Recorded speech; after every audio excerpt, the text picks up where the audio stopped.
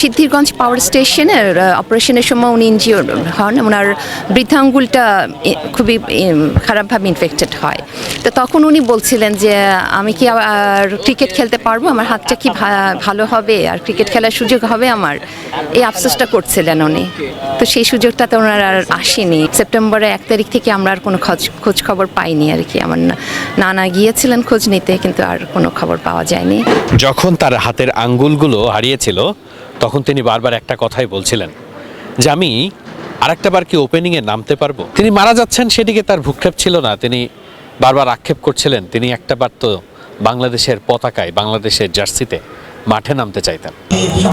শহীদ জুয়েলকে সম্মান জানাতে সবসময় তার পরিবারের পক্ষ থেকে তার বড় বোনই উপস্থিত হন, কিন্তু তিনি অসুস্থ থাকায় এবার উপস্থিত হয়েছেন তার ভাগ্নে। মামার গল্পগুলো এভাবেই বলছিলেন তিনি।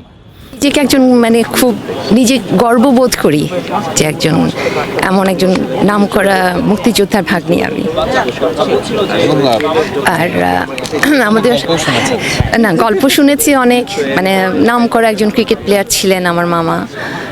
দুর্দান্ত একজন খুবই ভালো একজন মানুষ ছিলেন এবং দেশপ্রেম ছিল তার অনেক বেশি, যে কারণে তার দেশের বাইরে পড়তে যাওয়ার কথা ছিল সেটা সে ক্যান্সেল করে দিয়ে মুক্তিযুদ্ধে যোগ দিয়েছেন এবং সরাসরি সম্মুখ যুদ্ধ করেছেন আর শহীদও হয়েছেন সেভাবেই আর কি।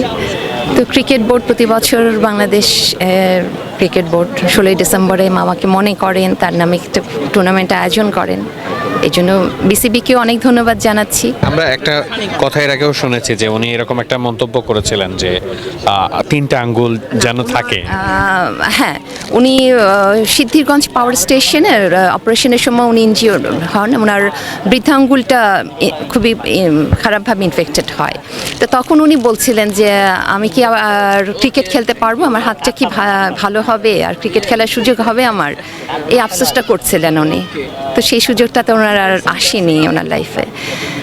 অগাস্টের লাস্টেই তো ওনারা ধরা পড়েন এবং সেপ্টেম্বরের 1 তারিখ থেকে আমরা আর কোনো খোঁজ খবর পাইনি আর কি। আমার নানা গিয়েছিলেন খোঁজ নিতে, কিন্তু আর কোনো খবর পাওয়া যায়নি। তো আমরা ধরে নিই সেপ্টেম্বরের 1 তারিখে ওনাকে কিছু একটা মেরে ফেলেছে বা কিছু একটা, জানি না, আর কোনো খবর তো পাইনি তার। খুব বড় বড় অক্ষরে লেখা শহীদ জুয়েল স্ট্যান্ড, যে নামটার পেছনে যে কত গল্প আছে সেটা হয়তো না জানলে অনেকটাই আক্ষেপ থেকে যেতে পারত। সিদ্ধিরগঞ্জের সেই স্পেশাল মিশনে যখন তার হাতের আঙ্গুলগুলো হারিয়েছিল তখন তিনি বারবার একটা কথাই বলছিলেন যে আমি আরেকটা বার কি ওপেনিংয়ে নামতে পারবো, বাংলাদেশের জার্সি থেকে আমি নামতে পারবো। এই আক্ষেপটা বারবার করছিলেন জুয়েল। তখনও তিনি জানতেন না যে তার আসলে বেঁচে থাকা হবে কিনা। শেষ পর্যন্ত তিনি মারা যান। সেখান থেকে তিনি আর বেঁচে ফেরেননি, তিনি শহীদ হয়ে যান মুক্তিযুদ্ধ করতে গিয়ে। অনেক বছর পরে যখন তার পরিবারের সদস্যরা বিশেষ এই দিনে মাঠে উপস্থিত হন, তারা আবেগতাড়িত হয়ে যান সেই দিনের কথা বলতে গিয়ে। শেষ পর্যন্ত শহীদ জুয়েলের যে মৃতদেহ সেটিও কিন্তু তার পরিবার খুঁজে পায়নি, কিন্তু তার সঙ্গে যারা যুদ্ধে ছিলেন, সেখানে অবস্থান করেছেন, তারা সেই দিনের গল্প পরিবারের কাছে জানিয়েছিলেন যে ঠিক ওই সময়টাতে শহীদ জুয়েল নিজের আঙ্গুল নিয়ে আফসোস করছিলেন।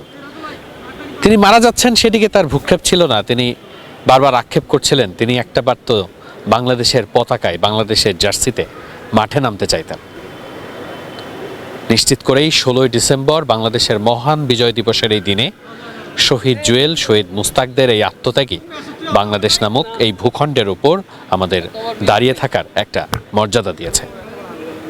শেরে বাংলা জাতীয় ক্রিকেট স্টেডিয়াম থেকে ওয়াহিদ মুরাদ, মিডফিল্ড।